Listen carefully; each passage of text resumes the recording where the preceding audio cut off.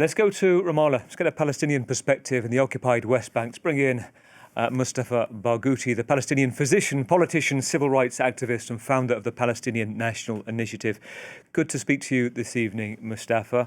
Can we start on the scenes that we've witnessed today, what you've made of them and the chances of, in your view, a ceasefire holding right now?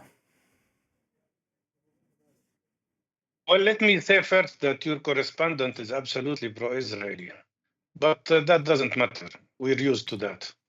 The story here is that all these people who were released today, and all those people who haven't been released today, and the 10,000 Palestinians who were killed during the last 6 months by the Israeli bombardment, and some Israeli captives who were killed also by the Israeli bombardment during these 6 months could all have been saved had we have this agreement implemented back in May or July.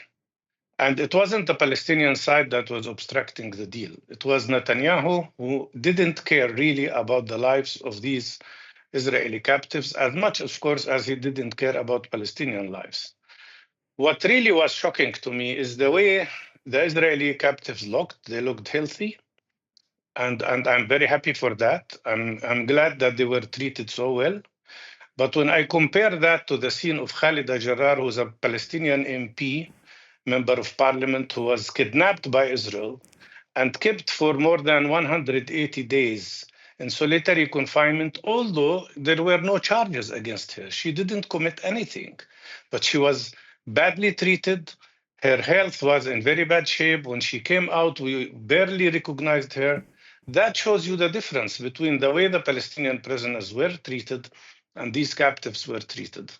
Anyhow, I do believe that, and I do hope that this ceasefire agreement will not only work, but also will become the end of the war, because we don't need to lose more people on each side.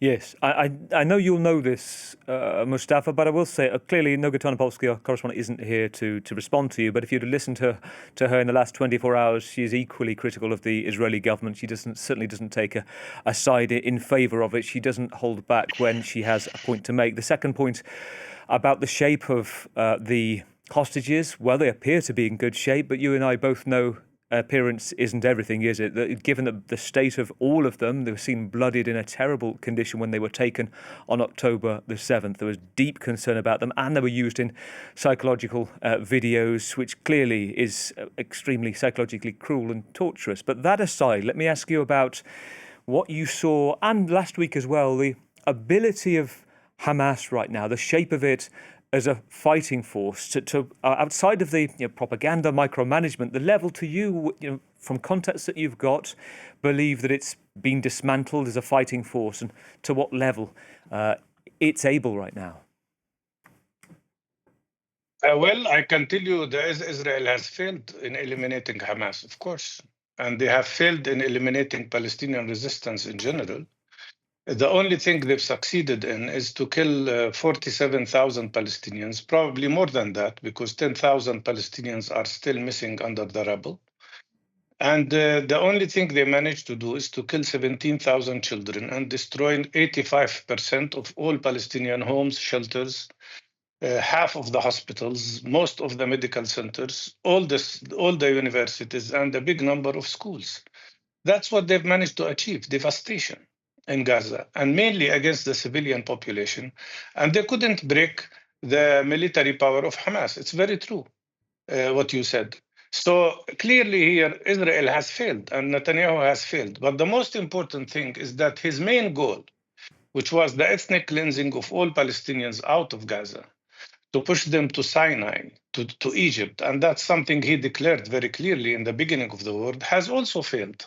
And the fact that they are trying to obstruct people now from getting back to their areas in the north is an indication how painful it is for them to admit that regardless of the destruction they've caused, they did not succeed in enforcing the ethnic cleansing on the Palestinian people, who are determined to stay in their homeland. Well, Benjamin Netanyahu has said two things, hasn't he, Mustapha? He's talked about two reasons for the war. One, making Israelis safe around the borders, and also annihilating, as you pointed to a second ago, Hamas. Now, tell us about the efforts that you've been making in the background, trying to bring together a coalition of parties in the Palestinian territories in preparation for the day beyond the truth, if it comes, and a path towards peace?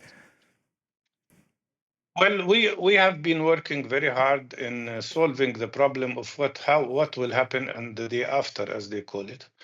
And for us as Palestinians, we don't need any other foreign country to come and govern us or rule our lives. We need to have a Palestinian entity that is accepted by everybody. And we've been working on implementation of Beijing Declaration, which was signed by all Palestinian groups, and which would indicate or lead to the creation of an independent national coalition government that would maintain the unity between West Bank and Gaza. Mr. Netanyahu has tried everything he could to separate Gaza from the West Bank because his government is trying to prevent the establishment of a Palestinian state and the freedom of Palestinian people. The only way to guarantee security for both Israelis and Palestinians is to stop this cycle of wars. And the only way to achieve that is for Israel to accept that they should end their illegal occupation, according to international law, of the West Bank, of Gaza Strip, of East Jerusalem, and allow Palestinians to be free in their own country. The Israelis have tried wars, so many wars during the last 50 years. Yeah. That didn't solve the problem. The only way out of this is to have real peace based on accepting us as equal human beings. You raise a number of interesting points. Let me just pick up on one of them. First of all, you talk about there's no need for an international force. Just 24 hours ago, we had the French Foreign Minister, Jean-Noël Barrot, saying, in fact, he would like to see an international assistance mission for Gaza to be considered once Israeli troops withdraw. So are you saying that's a no-go for you? If they want to bring international troops, they should bring them also to the West Bank, where we are occupied by Israel. You know, since the beginning of last week, Israel has imposed 900 military checkpoints all over the West Bank. We cannot travel from one area to another. Our sick people cannot get to hospitals. Our teachers cannot get to schools to teach. We are now under siege, all of us in the West Bank. And Israel is launching another war now on Jenin camp and on Palestinians in the West Bank. So they're moving the war from Gaza to the West Bank instead of accepting to have a true ceasefire that includes all Palestinian territories. We cannot separate Gaza from what's happening also in the other occupied parts of the occupied territories. So if they want to bring international troops, they're most welcome. But let them be on the borders between us and Israel, not only to, as they say, to provide security to Israel, but also to help us, to protect us from Israeli aggression, something we've been witnessing for the last 75 years. Am I right in saying, Mustapha, you don't believe, as part of this national temporary unity government, which all parties must be part of, that Hamas, A, don't want to run the government, and you don't think they want to be part of it either? No, they told us in Beijing as well as in Moscow when we met before. The Hamas told us that they don't want to be the government and they don't want to be in the government, but they want a government that is accepted by everybody. And I agree with that. If we want a government to succeed, it has to be accepted by all different groups. But at the same time, this is not the final solution. Most of the problems we have today, including what happened on the 7th of October, is related to the fact that we were prevented from having free democratic elections in 2021. Israel obstructed these elections. Had we had these elections, I am sure we would not have had the 7th of October. You make a very good point, actually. When you think about that, think about Fatah, the party of the president of the Palestinian Authority, Mahmoud Abbas, which administers part of the West Bank, hasn't been involved in talks for a ceasefire, I think I'm right in saying. And on to your point as well, you sit nominally as a Palestinian MP. There haven't been elections since, 2006? Mahmoud Abbas has been the leader of the PA since 2005. There's been no elections for his post either. So there is this fundamental lack of legitimacy right now, isn't there? Yes, and that's why we need democratic elections. And that's why when I advocate the establishing a national consensus government, because it will be a temporary one.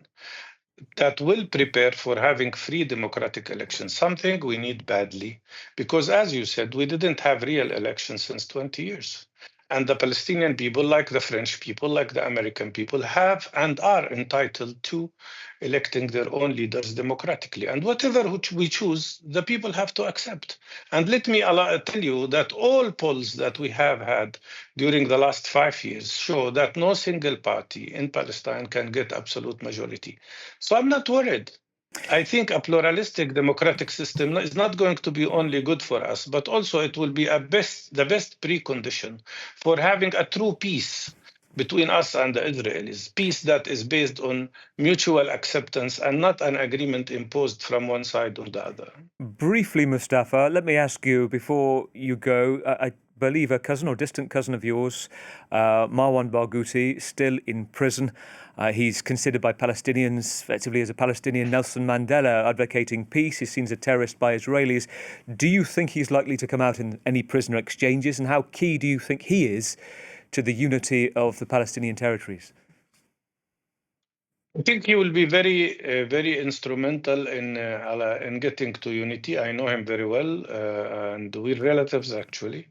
And I think he will play a very positive role. Unfortunately, the Israelis have refused to allow him to be released with the other 120 prisoners who are sentenced to life imprisonment. And the hopes is that in the next stage of the exchange, we could have him released.